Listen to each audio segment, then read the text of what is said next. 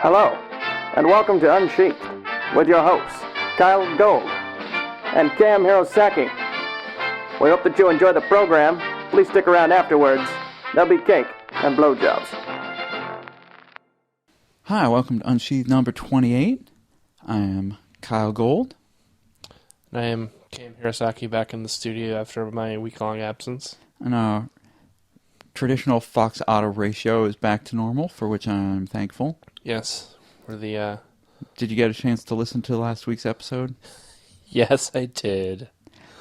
I'm embarrassed for you all. No. It was actually, I think that there was some good conversation to be had, although maybe recording after a Super Bowl party is not the best of ideas. Well, at least a Super Bowl party where there was a generous amount of alcohol flowing of many different types. If you ever have a Super Bowl party that doesn't have a lot of alcohol, you're throwing a bad Super Bowl party.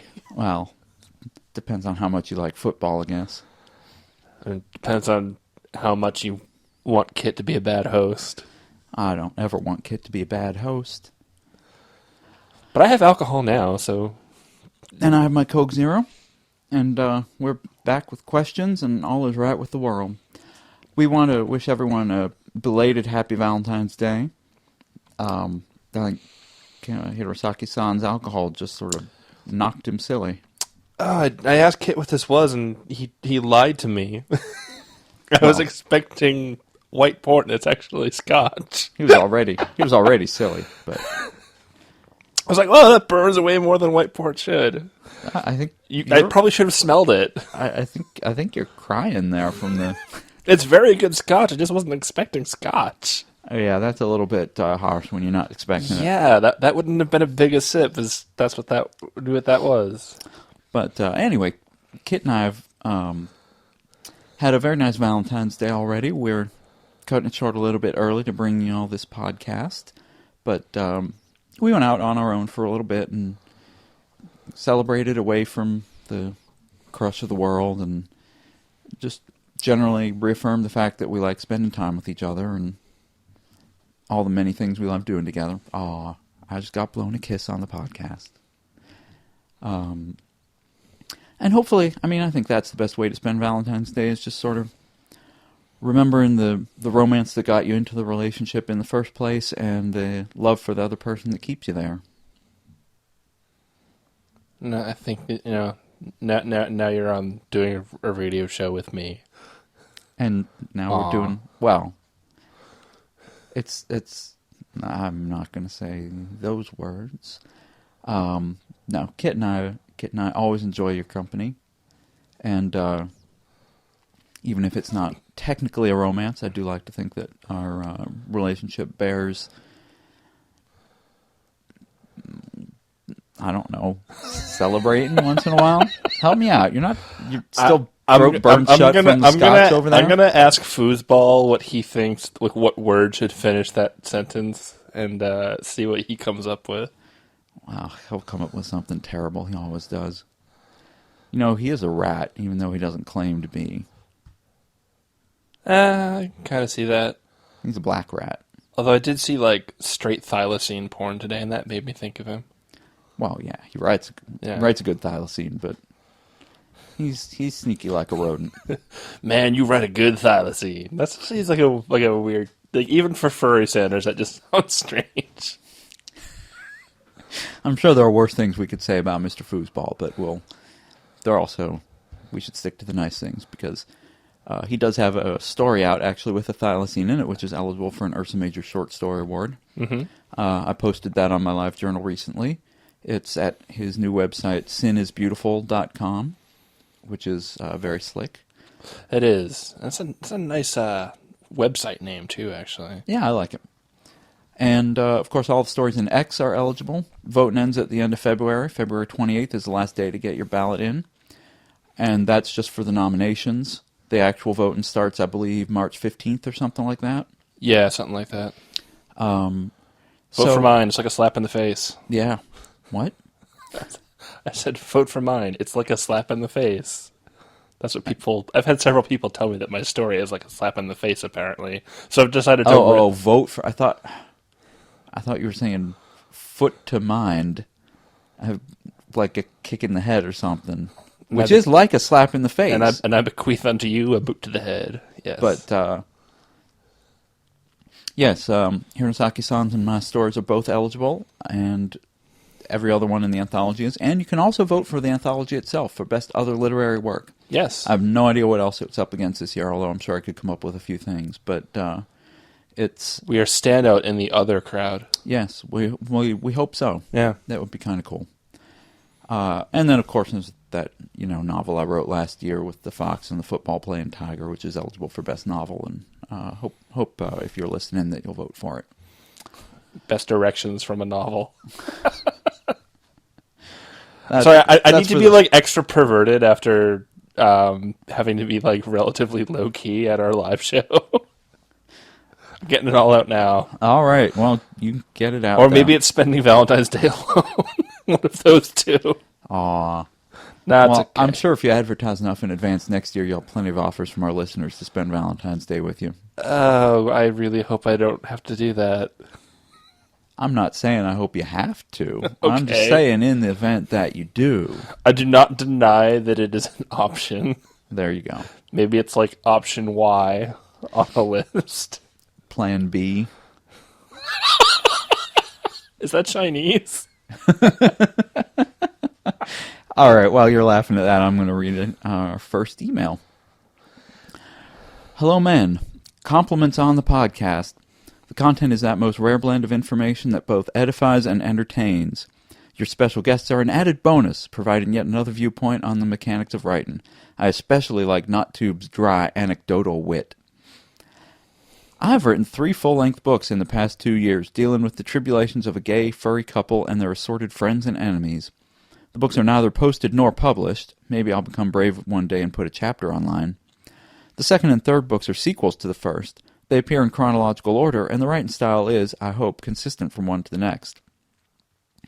I feel a certain connection to the characters that flushed out of my psyche, interesting turn of phrase, and I'm far from done with their antics. I would, however, like to start a new story with unique denizens and a different style. The problem is, I'm unable to expunge past themes when I set out to explore new subjects. My old characters keep creeping into my thought process. They crowd the new folks out. Here are my questions. How do you go about switching tracks between one storyline and another? Do you find past subjects insinuating themselves into a work under construction? In regards to style, do you find it difficult to write in a new voice? Thanks again for an enjoyable listen. Sincerely, the Dog Bomb, who was at our FC Live show, actually. Oh, yeah. I recognize the name. I believe he was the fursuit in the back. He was the runner-up for the prize we gave away. That's right. I remember that. That was quite the entertaining sussing out of victors. It was amusing, as amusing as I hoped it would be. So you switch between short stories a lot. I'll talk about mine because I actually do that quite a bit. But so why don't you start off? I think that there's actually 2 things here. Switching between style and having old characters wanting to come back. I think those are actually fairly unrelated issues. Or they can be. I'm gonna argue with that when it comes around, but you go ahead and say your piece. Style, I like to always say that I like to play with different styles in my writing, and I think that's more true over the last couple of years than it was originally. I used to be very sort of formulaic with really tight third-person, chronologically consistent narratives, and just sort of doing... That was just sort of the mode I went with, and I intentionally started to try to challenge myself. And now from story to story, I just sort of go with what I think is going to work best. I've gotten a lot more comfortable. And how do you determine that? I think about just sort of how the story sounds in my head when I'm thinking about it. If it sounds like a character telling me a story, then that's a first-person sort of narrative. If it sounds like me looking over another character's shoulder, that'll probably end up third person. And actually, that's kind of a good way to think of how you would lay those stories out when you're structuring them too. Is those are actually pretty good analogies for that. Which is interesting because that was going to be my answer too, is except less detailed. Which is just going to say, however the story feels. Yeah. Which is not a terribly helpful answer. Yours was a little more detailed and helpful. Well, I hope it's of some help. But yeah, it's one of those things where I don't ever try to be gimmicky. Sometimes an idea for a certain storytelling style will come to mind and I go, that would be a unique sort of trick. What kind of story could I tell that would benefit from that? But that's a different sort of, story genesis, and that can be tricky. And like I mentioned last year, this one story that I kept writing, and that was the one I never showed anyone because it was ultimately a failed experiment. So it doesn't always work. But Right. Yeah, and for my part, I find that actually the characters and the style are linked for me, because this goes along with what style feels right for the story, if it's going to be tight third or wide third or first. But the style also, for me, has a certain feel that goes along with the story. When I'm writing the Out of Position sequel, which I'm working on right now, that has a very different feel when I'm writing it just stylistically than I'm trying to think what else I've written that I posted recently that I could talk about. Like Bridges, when I was writing Bridges, that was a very different style. yes. That was more removed from the characters, wasn't as immediate, and it felt completely different. And so I think my advice would be to really think about the new story. Don't necessarily resist the intrusion of the old characters into the new story, because I think we've probably mentioned his name on every single freaking podcast this year, but David Mitchell does that. Yeah. He brings his old characters back into the new stories to good effect. I want to say Ishiguro does that from time to time as well, but I've only less read 2 of obtrusively. Ishiguro's books, and Yeah, they didn't cross over at all. He doesn't do it really obtrusively. I need to read more of Ishiguro because I really like him. He has a new collection out, short stories. Oh, It came really? out- yeah, it came out in September. I haven't picked it up I was yet. going to say, I haven't heard you mention it, so clearly you don't own it. Because No. I'm sure that when you do read it, I won't stop hearing about it. Oh, I know. God. I should read that segment from Pale View of Hills on the podcast, because it was... Oh, you read that to me. Yeah, it was the creepiest Yeah. thing that was not overtly creepy. Yeah. It was just the way that he handled certain things was... Anyway, that's not related to this. But I would say, really make sure you have a feel for the new story and just go with what feels right for that. Yeah. And if the old characters want to come in and be part of it, don't feel like you have to push them out. Right.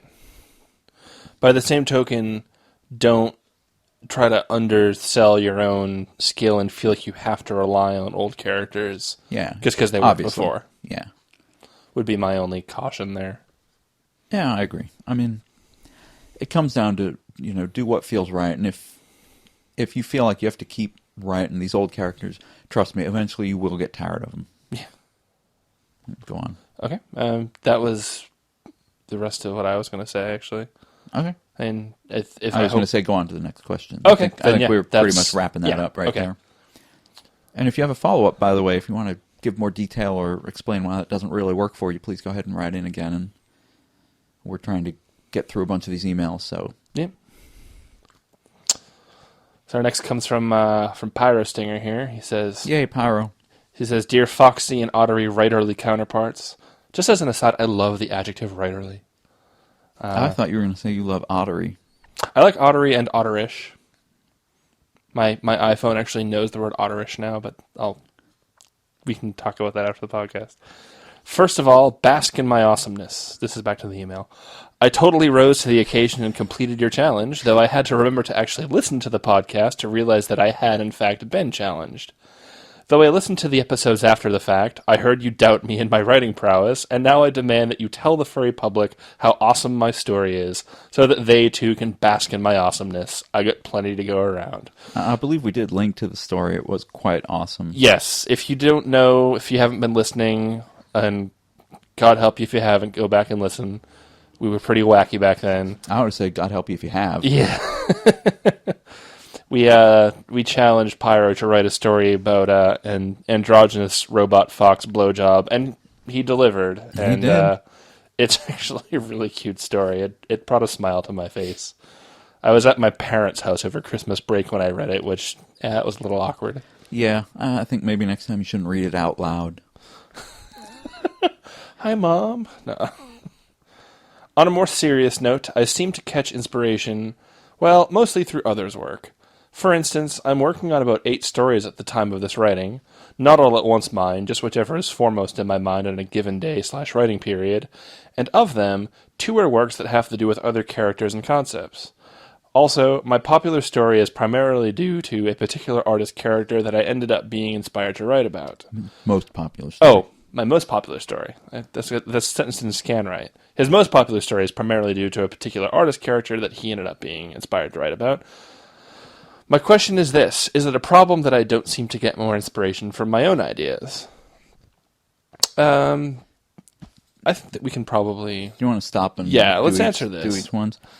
I certainly don't think so. I mean, you get inspiration wherever you get inspiration. The question is what you turn it into. Yeah, like I get my biggest pieces of inspiration from reading other books and stories, and from going to conventions and seeing what other stuff people are putting out there. Those are my biggest sources of inspiration by far. And occasionally, and you, Kyle. I was going to say, and occasionally talking to people online, like Cam Hirosaki and I'll have a conversation about spit roasting, and now 6 months later I'll have a novella out. Yep, the story I keep tweeting about wrestling about came from a conversation I had with somebody on IRC. And it was going to be this silly little sex story, and now it's getting close to 30,000 words, and it's still getting longer. I'm kind of curious, actually, what he doesn't ask about specifically, but I'm wondering, he says he's working on about 8 stories at the time of this writing, but then he says not all at once. And I'm trying to figure out how are you not working on 8 stories at once if you're working on them all but they're not done yet? Or is it the kind of thing where you're just like, I mean, like I have maybe 5 stories that are in progress, but I only keep 2 or 3 documents open each day, and I kind of flip between them. Does that count as working on 2 or 3 at once? Because I'm never typing in 2 documents at the same time. It sounds to me, and first of all, you're insane, by the way, Kyle. I don't know how you do that. It sounds to me... I think you answered your own question there. Like, he's talking about how he has 8 stories that he happens to have unfinished, and then when he sits down to write, he works on one of them. That's how I'm reading it. Yeah, and I'm just curious, kind of, because does he work on, like, one day and then another one the next day, or does he work on like one for 2 or 3 days at a time, or does he work on... He might be like a psychic octopus. You mean like an octopus that can move things with its mind? Because they can already open jars, with their tentacles. Remind me to tell you about the psychic flying squids. Is that like the flying spaghetti monster? No, this actually predates the flying spaghetti monster. It had to do with... predates the flying spaghetti monster. That's the whole point. It created the universe. Oh, that's right. Ramen. Okay. Anyway. But yes, the answer to your question is no. Yeah, it's not a problem to get your inspiration for other things. If you're just copying everyone's ideas, that's one thing, but getting inspiration is fine. To continue with his email... Secondly, I know that I've mentioned I've had a long-running and long neglected. Also, wow, there are a lot of parentheses in this letter. Series in the X book. Wow, I gotta slow down to read these sentences. It's somewhat generic in concept, but perhaps and hopefully unique in execution. My questions regarding this are twofold. 1, any tips for digging one out of a hole I've managed to write myself into? And 2, say I had it in mind to clean the entire series up and see if I could get it published. Would you recommend this? Digging out of a hole you've written yourself into, I would say just... I always kind of advocate, if you're really blocked, just sitting down and writing stream of consciousness. Yeah. It's most of what you write you'll throw away, but at the same time... you'll be writing, and it gets you limbered up. It's kind of like doing stretches before you do your actual workout routine. Yeah. And it's important, and it can also help get some ideas sort of out of your head if they're stuck in there in a certain kind of pattern. That'll happen to me. It's like I'll think of like a turn of phrase or like a particular wording, and I'll obsess over trying to get it into what I'm writing, and I agonize on how to structure everything else so I can use that phrase. Right. And it just sort of hinders myself because I haven't limbered up enough. And if you're talking about kind of a plot hole you've dug yourself into, then you can always go back and rewrite. Yeah. Which I think flows back into his next question about cleaning things up. Right. So I would say figure out what part of the hole you've written yourself into is blocking you, and if there's something that you can go back and rewrite, it's probably what's happening is either the character motivations or something in the setting is not quite right, and there may be somewhere in earlier parts of the story that you have to go back and fix. And I believe you're posting these pieces online as you write them, and so you may think, okay, it's fixed and set in stone, but it's not. You can take it down off of FA or wherever it is you put it and repost a new piece. Yeah, if you change something and make it better, I guarantee you your readers will not begrudge you that. Right. What about number 2? Well, I mean, if that's entirely up to you. If you fix it up and you think you're proud of it and you want to put the effort into getting it polished up and out the door, I mean, I think that's definitely something worth shooting for. I mean, I always think if it's worthwhile trying to get stuff published because, and it's worthwhile going back to clean up a work, unless you don't feel that the work can stand up to it. I've got a couple partially finished novels that no one's ever seen, even you haven't seen them, and I was talking to someone the other day about them, and someone who has seen them, and just thinking, I'm probably never going to go back to those because they'd have to be rewritten from the ground up, and there's not anything that I'm particularly attached to that I really want to save out of those manuscripts. So if there's a story that you feel you are attached enough to and is close enough to being publishable that you can put the time into it to clean it up, I think it's always good to have that work out there that you can point to and say, this is a work of mine that I put all my best effort into. This is the best thing I've done to date. And, if you want to read my work, start with this because this is the top of the line. Yeah, and I mean, if you want to get something, lined to get published, go for it. But, be prepared to spend the effort to make sure it's the best it can be. Exactly. Which is sort of, that's the big advice that we got from Sofawolf at our live show. Yep. And that's a lot of people get into the whole writing because it's fun to make up characters, it's fun to make up worlds, it's fun to make them say stuff, and the whole part where you're editing and learning the craft and all that is the part where a lot of people kind of get tired of it. So, put in the work to do that. This was fun until it became work. Exactly. All right, last question. So, lastly, I challenge you to come up with another idea for me. I'll try to be more awesome and complete it sooner. I'm listening this time. Yeah, unfortunately, we left about a month in between getting the email and reading it on the air, or more than that even. I think this was in December, but so we need to come up with a new concept for him. Should that be our homework for the week? So for our next podcast, I don't know. Do you think we can brainstorm now? There were some ideas we thought of during the break that might be pretty entertaining, actually. I was going to say, we were talking about lube during the break, and then we were talking about Super Bowl parties at the beginning of the break. Yeah. And bad memories. And bad memories. And black rats. Oh, yeah. This is turning into a hot story already. My brain's already taken this like 3 different places. It'd be pretty nice. All right, Pyro. Black rat, Super Bowl party, and lube with a special added ingredient. You're such terrible people. I know. And I wouldn't trade that for the world. And what else? We should toss one more thing in there for him, or else. Let's see. Well, we'll come up with one more thing by the end of the podcast. Okay. I believe that perhaps the rest of the emails we have to read are more just reading, not really responding. But yeah, by the end of the podcast, I'm sure one of them will have come up with something. We'll have spare cycles. All right. Hey guys, I quite like your idea of keeping a running tally of authors' promised productivity, and I need a kick in the tail myself. I'd be grateful if you could put me on the spot. Consider yourself spotlighted. This is Kaz, by the way. Yes. Remember that novel I was writing for NaNoWriMo? It kind of came to a dead stop at the end of November on account of exams and such, and I've only made about 3,000 words progress since then. I'm currently sitting at 30,000 words.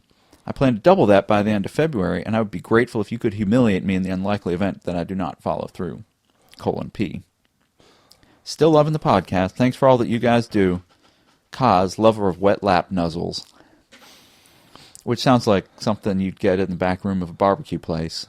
But yeah, which would there we go. There's our last barbecue. Could be our last thing for Pyro's story. I think that goes with Super Bowl parties too well. You're right. Because Super Bowl's winter and barbecue's summer. Maybe, no, I think it goes too well. I can see barbecues. Well, maybe not. All right. Back room of a barbecue place.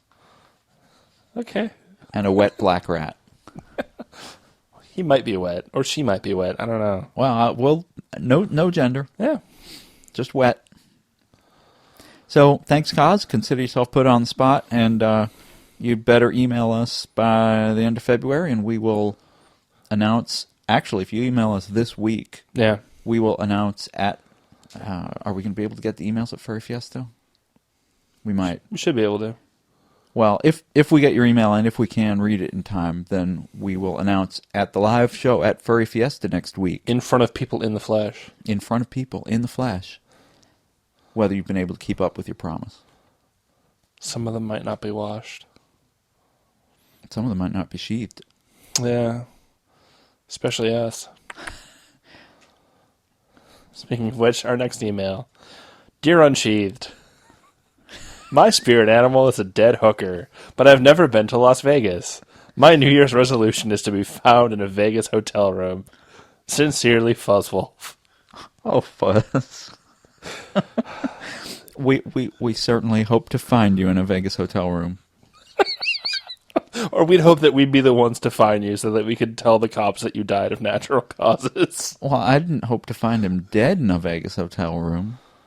Or even with a dead hooker in a Vegas hotel room. I just hope to find him in a Vegas hotel room. Because that would mean... Hey, it's fun! Yeah, because that mean he'd be in Vegas or we'd be in Vegas and then there'd be a party. Yeah, if there's like a Doctor Who convention in Las Vegas over New Year's, there we go. We should start one. Or we should just have our Unsheathed podcast live in Las Vegas over New Year's, and that way people would come and show up for it. Including actors who have been on Doctor Who. We just have Unsheathed Con. Oh, that would be... Naughty. Yeah. So naughty. Naughty with a K. So, wow. Rrr. We See what I did there? Furpod Con. We could have the Notcast crew and the Unsheathed crew, and we could get the Anthromedia guys down, and Flame could come out, and we could just have, like, non-stop live podcasts the whole weekend. Because that wouldn't get old. That would be awesome. It would just be like all the different crews sitting around, and we would just swap the mics, and we'd be on each other's shows like the whole time. I've never seen so much masturbating going on with nobody having their pants off. Read the next email, please. Speaking of things we were talking about before the podcast, this one is from Grandmalion. He writes, well, my main resolution is to write more. 1,000 words or 30 minutes a day, no matter what. And to get to that end, I disconnected my satellite TV. Well, bravo, you go. That was me. So that's a start. Thanks for the great cast.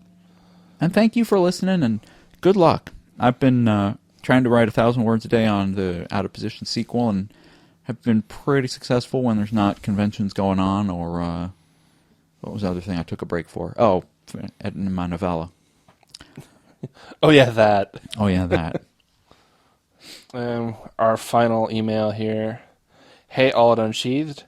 In episode 23, you wanted to hear about some of our New Year's resolutions. So I figured I'd include mine in, either to add to the ones that got sent in, or to be one of the few who did. Well, does Kaz's count as a resolution? I don't know. Does what? Was Kaz's a New Year's resolution, or was that just his turning I don't think it was specified as a New Year's resolution, but I included it kind of as such. It's kind of weird because I think we did one episode with questions already this year, but not a lot, because we had the Further Confusion show, and then we had the book reviews, and then anyway. But go on and read Fraudis's. This is Fraudis, by the way. Okay, because there's no hey, name on Fraudis. it. Hi, Fraudis, who I met briefly. So he says he wants to be more involved in his local acting company because I love acting along with writing. To write more stories and the novel I've been planning since I haven't started anything or finished anything since November of 2009. I know how you feel there. It's kind of amusing that he says November of 2009, like it was years and years ago. Yeah. Like, you mean 2 months ago? Next point is finish the project I haven't been able to do. I know how you feel there too, Fraudis. Attend FC 2010, and I know you succeeded at that one because I saw you there. Yeah. Buy Shadow of the Father, and get back home from San Jose safely and read Shadow cover to cover. I believe you can check that one off your list, because he sent me an email recently telling me the things he liked about Shadow, which was very nice. I really appreciated the email. And finally, he wants to meet Kyle Gold and Cam Hirosaki in person, and maybe hang out if possible, either at FC or during the summer for a day, maybe. Well, I know I at least met him. I don't think I hung out with him, but I did speak to him briefly. Yeah, I met him briefly too. He's a nice guy. Yeah, as are most of our listeners. Oh, they are. They're all nice. We have great listeners. We do. They write us nice emails. They're very supportive. During the summer, I will likely be at Rocky Mountain Fur Con. I'm planning to go up to Rainforest, although that's not confirmed. Yeah, I'm not confirmed for Rainforest either. I want to go, definitely, but I'm like 50-50. And I believe you'll be out at Anthrocon, if I recall correctly. I should be. I'm got my room plans set up, but I haven't bought tickets yet. Okay. So, tax troublesome season is tickets? not the best time for me to be buying plane tickets this year, it turns out. Oh, that's a shame. Usually tax season is when I buy my plane tickets, but not this year. Oh, that sucks. Thank you, government. But, coming back to something that we mentioned before, we will both be at Furry Fiesta. Yes. In actually less than 1 week. Less than a week. We're leaving in like 5 days. 3-4 days. Yeah. And Saturday night at Furry Fiesta, Yes. we will be hosting an Unsheathed podcast live, which will be our third counting the fall furry meet. It'll be our fourth live convention podcast. We always have a great time at those. Yeah, Isti has posted the con schedule on the website. He has. I retweeted it. You can follow them on Twitter, or you can go to furryfiesta.org and check out the program and schedule. Immediately preceding the podcast, I believe there was a panel on writing erotica, which I think I'm involved in. At the very least, we'll be in the audience if we're not on the panel. I sort of crashed the writing erotica panel last year. Yeah, that kind of became a proto Unsheathed podcast. I think. Because that was technically my first public appearance at a con too. Yeah, it was. I think it was after, it was kind of looking back at that panel that we realized that we could sit around and answer questions about writing furry smut. But the immediately following the podcast, I will be doing a reading from the novel in progress, the sequel to Out of Position. I will be reading the first chapter of it, so you'll get to see how it begins, or at least how the first draft begins, because the first part is always the bit I go back and change the most. But I'm doing this special because Furry Fiesta was kind enough to invite me as the writing guest of honor, and this first chapter will not be published or rebroadcast or read from at any conventions until possibly Midwest Fur Fest, when the book's preparing to come out in November. So, it's a rare opportunity if you happen to be at the convention or in the Dallas area. That should happen around 11 o'clock, I believe. Yeah, they put on a good con there, too. They do. It's definitely worth going to. I'm trying to get more people to show up to it, but seeing the turnout that we had last year and knowing what the turnout was for the live Notcast last year and what our own podcast had at FC this year, I think that show up early, there will probably be a line, and they might not be able to fit everyone. Maybe, but they have bigger space. That's right, too. They've all been talking about how much more room they've got this year, so I have a feeling they probably would throw us in a room bigger than what we deserve. And going by what Isti says on Notcast, I think he recognizes that, we're cool people. I agree. We're cool. I think so. My mom says I'm cool. Does your mom know you do a podcast on writing furry porn? I hope she never does. Well, there you go. Anyway, so we'll be doing the Unsheathed podcast. I'll be reading from my work in progress. Again, you will not get the chance to hear this story anywhere else. I'm not going to put it online. We're not going to record it. And if you are attending, I ask that you do not record it either. I'm also going to be doing a sort of meet the guest of honor panel. I'm going to be doing a dinner with the sponsors and patrons. So if you've joined Furry Fiesta already and you want to come out to dinner with me and some of the other elite folks there, you can upgrade to a patron membership and get to do that. I believe that's Saturday night also. And if you can't afford to upgrade to a patron membership, but you do have $7, I'll be hanging around in the hotel bar, and you can buy me drinks, and I'll tell you stories about Kyle. That's an awesome option as well. And I will say Hirosaki-san is quite the entertaining host in his own right. Especially when you're buying me alcohol. Oh, yeah. And let me think, there was one other thing I was going to talk about. Oh, we're doing a release party for Bridges, which will be Friday night for like an hour, half an hour or something around 7 o'clock after the deals room closes and everything. And I don't know exactly what we're going to have there. I'll be there with Fuzzwolf, and we're going to talk about the line of cupcakes, and hopefully we'll have cupcakes to hand out to people. But Fuzzwolf asked me what we were doing for that. I'm like, it's Kyle's party. Ask him. Yeah, no kidding. No, I talked to him about it. Okay. I talked to a couple people about it, so we'll just see. The whole intention is just to sort of have an official launch of the books. And I'm invited, right? are you going to behave yourself? If I can't promise, do I still get a tentative invite? It depends. I don't know what happened last time we gave you a cupcake. I can't come up with something good to say on the air to that. That'll just have to be one of the things people ask you about in the bar at Furry Fiesta. If you fluster me, you get a pen. Offer valid while supplies last. Or a cupcake. Or a cupcake. Ask Hirosaki-san what he did with the cupcake. So, come out to Furry Fiesta and see us. And if you don't make it there, then probably the next time we'll be able to do a live show would be Rainforest, unless we kind of been kicking around a little bit an idea of maybe doing one here in the area, just to do it, just to see if we could go to an interesting location or at an interesting time and invite people to show up if they want. We do live in an interesting locale. We do. Yeah. We got to figure out some reason other people would be in the area, but we'll figure it out. We'll let y'all know. Yeah. So let's mention Furry Fiesta. What else were we going to talk about? Was that it? All right. We're going to keep this one short for y'all, and happy Valentine's Day from your erotic romance writing authors. Yeah, thank you for joining me on this Valentine's Day evening. Yourself, Kyle, proving with the Reese's tastic goodness of the flavors of fox and otter going so well together. Yes, exactly. So on Valentine's Day, I'm heart boxer wearing Kyle Gold. And I'm hole in my pants Cam Hirosaki. And we're wishing you a very happy evening.